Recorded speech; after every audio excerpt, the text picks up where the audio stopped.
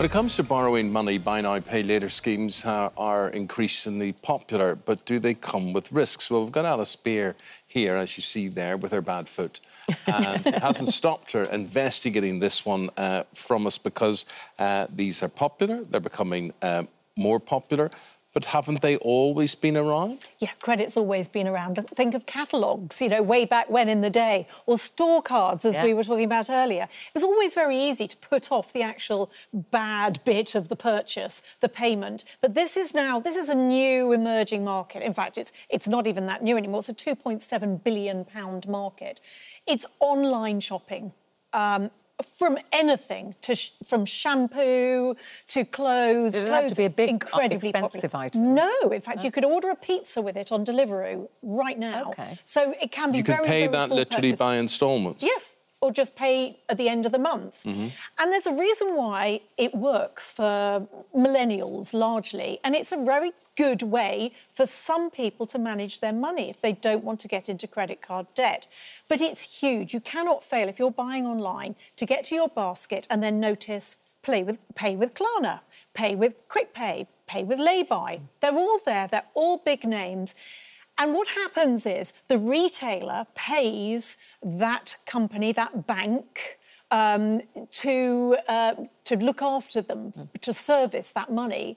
And your money, your debt, your shopping basket is paid for by the bank. So they don't have to worry. So actually, it's quite a safe way to borrow money if you pay it back. It's the same as credit cards, really, if you pay it back. It is, except it's not regulated by the FCA, the Financial Conduct Authority.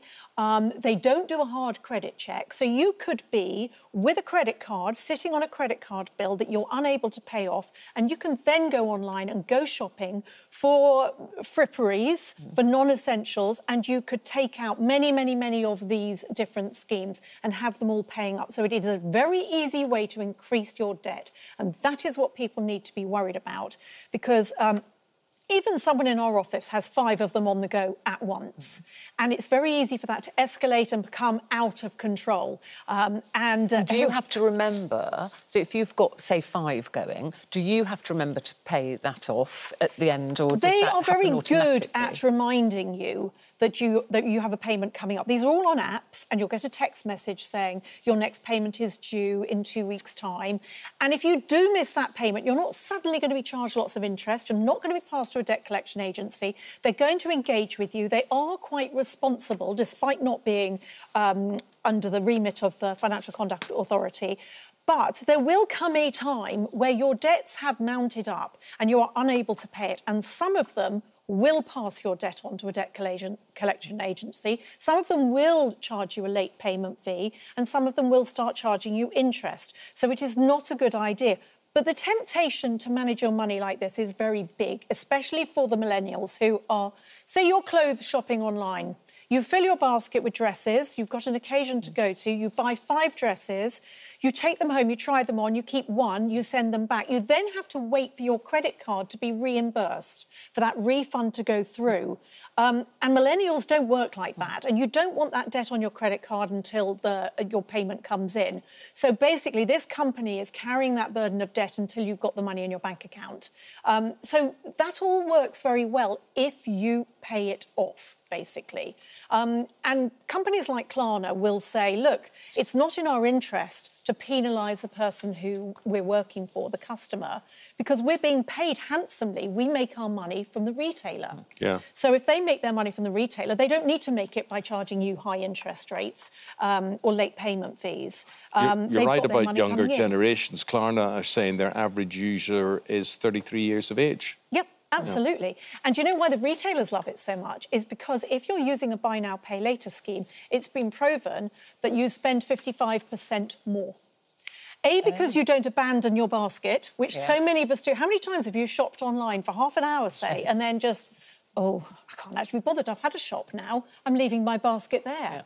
Yeah. And then they send you reminders. Then they send you reminders. And sometimes they send you a discount as well.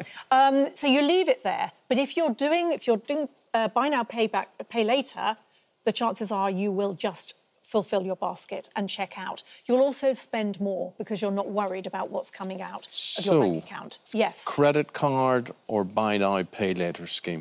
OK, so a credit card gives you Section 75 protection of everything over £100, which is a very good, solid consumer protection. These schemes don't. They do offer buyer protection, and there are big guys in the market. PayPal's just started offering this. Amazon's just started offering this. Some of them do offer. Klarna offers protection if something goes wrong.